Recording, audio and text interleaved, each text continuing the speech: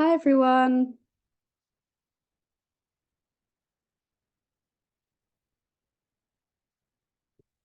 Welcome to today's webinar. I can see there's quite a few people Nice.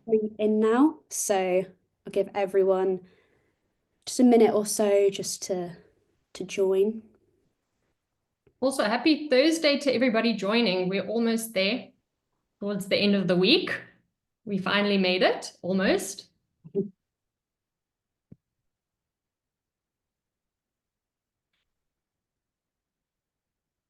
Happy Thursday indeed. Perfect. Well, yeah, I can see that we've got quite a few people in. So as it's quite a short one today, we just want to get started as soon as possible. So yeah, just begin now. So just want to take a minute to quickly introduce ourselves. I can see there's some of my clients on this webinar today, so some of you might know who I am. But for those of you that don't, my name is Katie. I am a HubSpot consultant here at BBD Boom. I've been working with HubSpot sort of over 4 years now, and essentially my job consists of consulting and implementing different HubSpot solutions for clients in various different industries. Alex, do you want to do a quick introduction as well? Yes, of course. Hello, everyone. My name is Alex, and much like Katie, I am also a HubSpot consultant here at BBD Boom. And thank you for taking time out of your schedule and joining the webinar today. Perfect. So, in terms of the agenda of today's session, so we'll be going through marketing reports, sales reports, service and operations, and then hopefully we'll have a bit of time for a Q&A at the end. So please feel free to drop any questions anytime in the chat box. Otherwise, if we don't get around to it, then by all means email us after the webinar and we'll get back to you. Perfect. Let's get So, started. yeah, so before we go into our must-have reports for 2025, just wanted to talk a little bit about the HubSpot AI report. So some of you guys might already be using this, but some of you might not. Essentially, in HubSpot, you can use AI to help create these custom single object reports. So you can enter a phrase or a question that will generate a report template, or you can use one of the prompts provided in there. Once the report is generated, you can then choose to edit the report to fit your needs before saving it and adding it to your dashboard. One thing to note is in order to be able to use these AI reports, just have to make sure that you've turned on the AI settings for reports first. A quick tip with this as well to get the best result is you just want to make sure that you put the desired object and time frame in your question. So as you can see on here, what salesperson won the most deals last year? So if you haven't tried it yet, please go ahead and do it after this webinar. Otherwise, I will pass over to Alex to learn more about some of the must-have marketing reports. Great. Thanks, Katie. Let's get into it. So first and foremost, the new campaign data source. If any of you are currently using Marketing Hub, this is great for all marketers. So utilizing this report, it helps you track how many new contacts were created from a campaign and where those leads converted from, whether it is from your social media posts, your ads, your emails, any landing pages that you might have created, or any external website pages that you may have linked within that campaign. It also helps you track the count of influenced contacts as well and what they have interacted with. And basically, depending on the information you have attributed to the campaign in the campaign form, you can also see what your total campaign spend is versus your campaign budget. You can also customize that form and report on those custom campaign properties. And again, what campaigns have the highest variety of channels, asset types, and where those contacts have converted from. So it's an absolute must-have for marketers, as I mentioned. And the next one, customer journey reporting. So just a note that this is available on Marketing Hub Enterprise.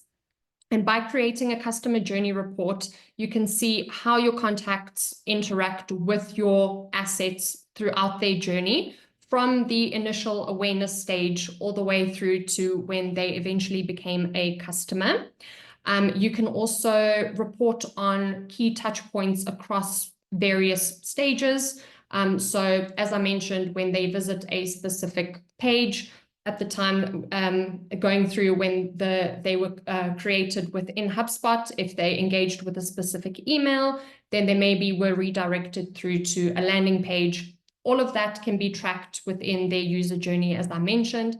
And the great thing about the customer journey report as well is you can also track drop-offs. So you can see where contacts have maybe dropped off and at which points, which essentially help you optimize your marketing efforts for higher conversion rates. And also, before I forget, this can also be applied purely for companies. If you're a company that, or a business that purely looks at company-related information and tracking companies throughout their journey. And the same can also be applied for deals, monitoring deals throughout the various stages within your pipeline as well. Perfect. Great. So yeah, next one going into the must-have sales reports. So the first one we have here is the deal velocity report. So essentially what this is this specific report is designed to have a look at the speed at which the deals progress through your sales process. So we'll examine how quickly these opportunities move from initial contact to closure, helping you to identify any bottlenecks and streamline your sales cycle. So as you can see on the image, the types of things that it will show are the average number of days it took to close the deal, which kind of reps or teams close those deals quickly and which ones are taking a little bit longer. And also overall, it will just track the team's performance on the entire report itself. Moving on to the second report, so the goals report. So essentially for this one, the goals report in HubSpot is a powerful mechanism for aligning your sales team's efforts with your organization's objectives. So you can set various different types of goals, not just necessarily revenue targets. You can do calls, number of deals, number of meetings, whatever is relevant to your specific business needs. And the goals report will offer more kind of visual dashboards and detailed metrics to ensure that you're always in the loop about your team's performance. So as you can see in here, we're just kind of customizing it. We've added in the specific report. We can then see from there how we're performing against that specific target. We can add in various filters, so the different date range, the specific kind of properties like the contract end date, close date. We can also set the frequency of each of these as well. So we can put whether we want to see it on a daily, weekly, or monthly basis. And the last thing we can do is also set the currency it wants to be measured in. You can also change the specific property. So the states the kind of amount closed. So it could be a case of setting it to the weighted amount, as you can see in the video. We can then add that in, and as you can see, it will then update with that new amount in there. And then the very last thing that we might also want to update is the pipeline that we are using. So you can choose which specific pipeline, whether you want to create an overall one, whether you want to create individual specific reports for each of those pipelines in there, you can do that. And then once you're done, you can click save and add it to your dashboard, and that's all it is. So yeah, over to Alex for the service reports. Perfect. Thank you, Katie. So tickets closed by SLAs. For those of you who currently are using HubSpot Service Hub, you should have had these SLAs put in place. For those of you who are maybe brand new to HubSpot Service Hub or are thinking about purchasing HubSpot Service Hub, and you're asking, what are SLAs? So SLAs are basically guidelines on how quickly your customer service team should respond to and resolve tickets within HubSpot. And by creating this specific report, it helps with seeing an overview on the amount of tickets that have been closed based on the SLAs that have been set. So you know how efficiently your customer service team are closing tickets, which is probably the most important for ensuring high customer satisfaction and retention. So within the report, again, from beginning, SLAs need to be set. Ticket owner should obviously always be applied. So there's a specific rep that will handle that ticket.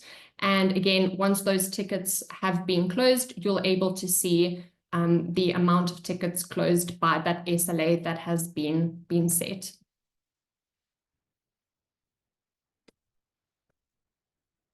Perfect. And now the rep availability report. So again, much like SLAs, you can include the availability report, which is basically giving users the option to set themselves as available or away within HubSpot.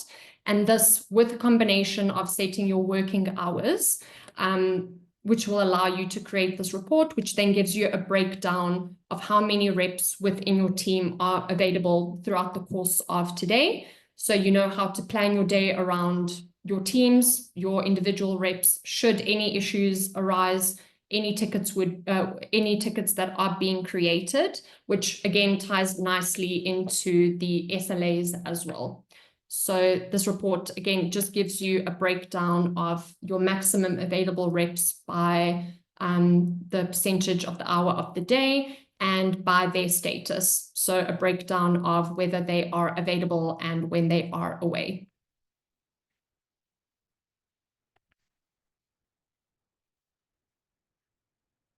So we can see in the report count of available users, time in availability status, and on the right, just the breakdown. Perfect. On to our next report. So must-have operations reports. So deal stage conversion rates. So creating this deal stage conversion rate reports, it gives you the ability to measure the percentage of deals that move from one stage to another within your pipeline or pipelines, which will give you insight into how effectively your deals progress through your pipeline and ultimately where they drop off as well, or they become stagnant within a specific stage. And this also gives your sales team a little bit of insight as well into what they maybe need to improve on in order to get those deals from one stage through to closed last. Are they maybe not qualifying their deals correctly? Are they not utilizing the sales tools that have been given to them within HubSpot? Or does the overall structure of your pipeline maybe need to change? So again, just gives you the percentage of the average time that the deal moves from one stage to another in your pipeline. So you can see in this report, you can also set a specific date range, whether it's on a weekly, monthly, quarterly, yearly basis. And it just gives you the percentage of deals that move from one stage to the other. You can also filter it down by specific pipeline as well if you're a company that utilizes multiple pipelines. And yeah, just gives you and the sales team a little bit of insight into your overall processes.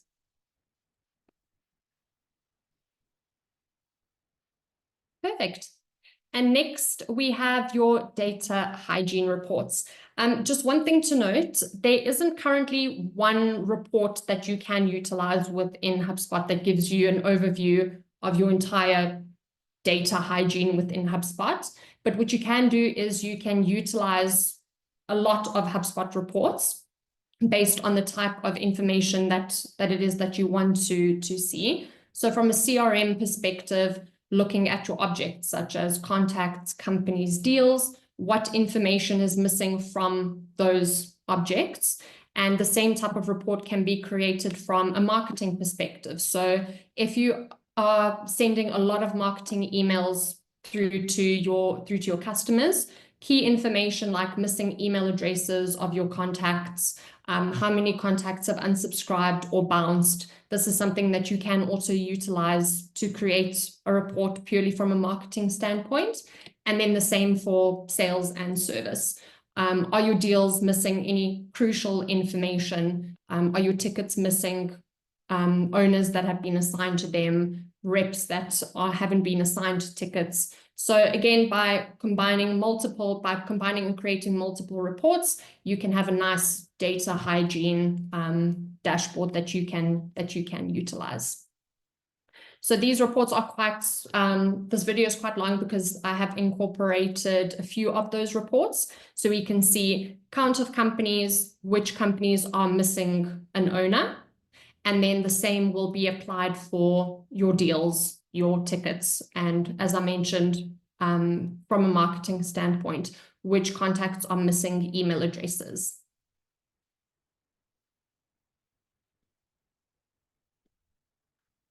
So this one looks at deals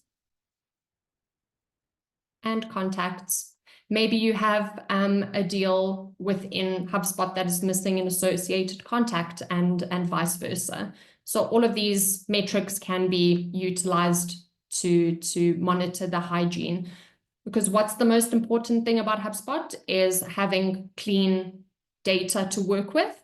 It ensures better segmentation, better communication with your customers, and in turn, better reporting. Perfect. I'll just go through to the next slide. The new meetings data source. So with the new meetings data source, this basically shows you all internal users that are listed as attendees on the meetings. It allows you to see the location of the meeting and where that was hosted, the type of location, whether it was from a Microsoft 365 or a Zoom meeting. And not only does it include the host, it pulls in the host of the meeting, it also allows you to report on any internal users that have been added to that meeting as well, utilizing the HubSpot attendee owner ID. So within the report, maybe I would have hosted the meeting, but I have included multiple other people within my team on that meeting. That's essentially what this report does. It pulls in all the users that are associated with that meeting. It's quite a new data source, especially if you want to, if you're part of the sales team, if you want to take credit of the amount of meetings that you are creating and hosting ultimately. So you can see there, somebody within my team created the meeting, but multiple people joined, and that's what you can report on in that. Yeah, and just on that quickly, so obviously some of you guys might know that you could do very basic reporting on meetings in terms of if you use the activity object, but it was very, very basic. It was more so a case of you get a general number, but you couldn't really drill down to the specifics of those meetings. So this is where that comes in to help you really get down into the very much the specifics of those. Absolutely. Perfect. So now we've got some time for the Q&A. So obviously feel free to drop any questions in the Q&A box. If you do have any questions after the webinar, so maybe if you go to start using any of the reports and you just need a kind of helping hand, then by all means get in touch with us as well and let us know, and we can see where we can help you with each of those. But obviously these are, as we said, the must-have ones. There are so many reports in HubSpot. Yes. There's over 200 standard ones, and it's almost like infinity of the custom ones that you can create. So these are just what we have found from speaking to clients and kind of what's important to them and what we think are the best ones that should be worth highlighting to everyone. Perfect. Yeah, I can see some of the questions coming in. So did you say that you can now add goals to a dashboard? I'm sure I can figure out how to do that a year ago. Is it new? So with the goal side of things, you create the goals separately and then you can add, all of this will come into a report. There's a few different types of reports. If it's based on revenue, there's one called quota attainment.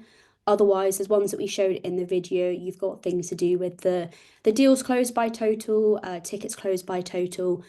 They're all standard ones that are in there that you can just save to that specific dashboard from there. The questions are coming in. Okay. Perfect. And then, Alex, you want to take one of the next ones? What is the question? Sorry. Oh, sorry. So can you please once again briefly describe how to create a deal stage conversion rate report? Yes, of course. So let me just go back to the video. So it is quite, you can utilize that within the sales analytics part of HubSpot. Let me just try go back. So again, as I mentioned, you can utilize that within the sales analytics, which basically just gives you an overview of the deal conversion rates by overall pipeline, but you can utilize the custom report, which gives you a little bit more granularity in terms of if you want to split it by the type of pipeline, by a specific stage, which you can also do. So if you only want to see a specific stage of a deal from maybe mid pipeline all the way through to closed won or closed lost, that's something that you can utilize.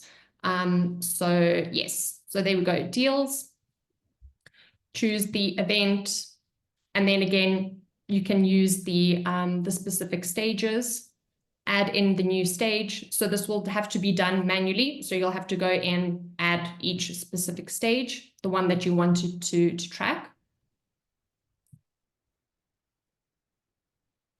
Add those, add in the new stage again, all the way through to closed won.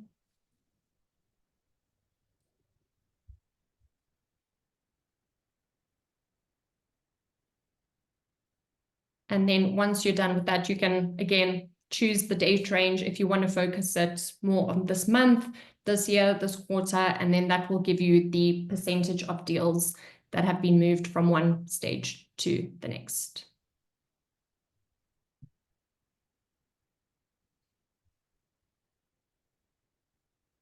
Great. And yeah, and on that one, if anyone has had HubSpot for a little while, you might have remembered the funnel reports that HubSpot Yes. originally had, which were very, very basic. And it was literally a case of the only way that you could see the conversion rates would be a case of you have to have had a deal go through every single stage.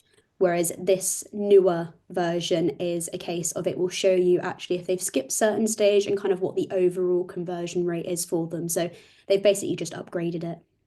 Yeah. What I've also found within the funnels, and I'm sure some of you on this call today may have experienced that as well, is that you do get some information that is missing within that funnel report. It's because you need to move all the deals from one stage to the next, and it won't take into account the conversion if that deal has skipped a stage. So that can be quite frustrating in terms of your overall reporting. But that's why we have the deal stage conversion rate, which gives you a little bit more information so that you can report with that. Perfect. And then, yeah, some of the other questions we've got. So, how to automate assignment for all the data that needs to be cleaned? Is it a workflow that needs to be created?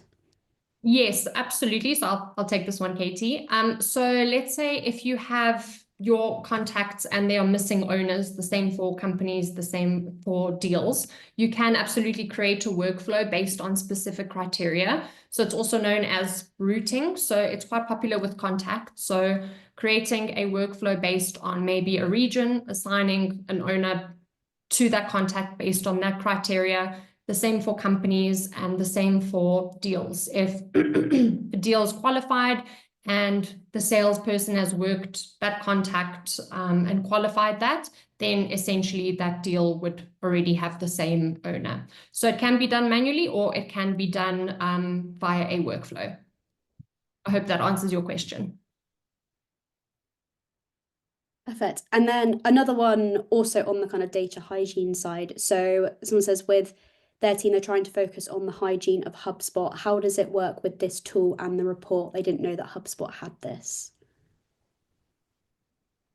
Sorry, could you repeat the question? Yeah, so they're trying to focus on the hygiene of HubSpot. Oh, How yes. does it work with this tool and the report? They weren't aware that this was a function in HubSpot. Oh, yes. So as I mentioned, when I started talking about this report, there isn't necessarily one data hygiene report that you can utilize, but it's essentially a combination of multiple reports that you can build depending on the type of data hygiene protocols that you want to take. So ultimately, you can create a data hygiene dashboard and then have multiple reports added to that dashboard that looks at specific missing information. So as I mentioned, contacts without owners, contacts without any companies, contacts without any emails for the marketing aspect of that, any contacts that have unsubscribed or bounced, deals without an owner. So there isn't necessarily one report, but you can utilize many reports and have that to monitor your data hygiene. Perfect. And then the next question is in terms of the sales team report, but then they've mentioned about which representatives are available at a certain time. With the rep availability report that you mentioned, Alex, is that simply only for service teams, or do you know whether it can be used for sales reps as well? I believe it's purely for service, if I'm not mistaken. And that goes with the availability management that has to be set within HubSpot. And then if users have set their working hours as well. So it takes both of those metrics into account when you are building up that report. Perfect, thanks. And yeah, if we didn't answer, if we weren't 100% sure on exactly what you meant, then just send us an email and let us know. Absolutely. Perfect. And then the last one is there a way to create a report to see any contacts that have not responded to any emails? I'm assuming with that one, I don't know whether you're referring to more sort of like sales emails or whether it's marketing. Yes. But yeah, with that one, I'd have to double check. I know if you created a list, it's definitely possible. Report wise, I'd need to 100% check on that one. Alex, do you know about that one? Yes, so I know in terms of marketing emails, I know you can utilize things maybe since last engagement for marketing emails. So if they haven't responded or haven't engaged with marketing emails, you can use that metric. With it, for sales emails, I believe you can use I can't remember it on the top of my head, but it's something like last activity date, which maybe takes into account if they've replied to that specific sales-based email. Perfect. And then the last one that we've got is there a way to report on each sales email performance, so opens, clicks, etc.? At the moment, it only reports on the last email opened, but not all individual emails. Good question. So by sales email, are you referring to sequences? I'm assuming it's sequences because you can report on sequences within the actual sequences tool. I'm not sure if, Katie, do you know if you can report on the sequence data source within a HubSpot report that maybe looks at sort of specific metrics on reply rates? Yeah, so there is the option to report through a custom report Mhm. on sequences. There is also the option to report on sales email. So it will all be dependent on kind of what object you use within the reports. I don't know for definite as to the performance if you're talking about just individual ones, so not necessarily on the sequence side with those ones, because I know that using the on the kind of y-axis, it would be the count of sales email clicks or count of sales email opens. But that's the only one on that side. For the sequences, what I'd probably recommend with those ones is actually just to go into the sequencing reporting tool. So when you're looking at the performance overall, you can see the specific percentage of who's replied, who's clicked, who's opened, and all things like that from within that main sequence tool there. And then last one was any way to filter on those who did not open the marketing email in terms of a report. Yes, that should be, you should be able to report on that. Yes. You can use, again, I can't remember the exact properties, but I know it is possible. Perfect. Yeah, obviously, any follow-up questions that anyone has regarding any of these, then by all means, just send us an email and let us know. One thing that we just wanted to quickly highlight is that we are currently doing some free audits. So our free audit will pinpoint any opportunities to kind of optimize your setup, streamline your processes, and just ensure you're getting the most out of HubSpot. So you can get in touch with us via email, or you can sign up for a free audit through our website. But yeah, we hope you enjoyed the webinar. As I said, as per usual, Any questions, just let us know. Please feel free to get in touch. Otherwise, thank you everyone for joining, and I hope you have a lovely rest of your day wherever you are. Thank you, everyone. Again, thank you for taking the time to join this webinar. And I hope you enjoy the rest of your week. And we're almost at Friday, so there's something to look forward to. Thanks, everyone.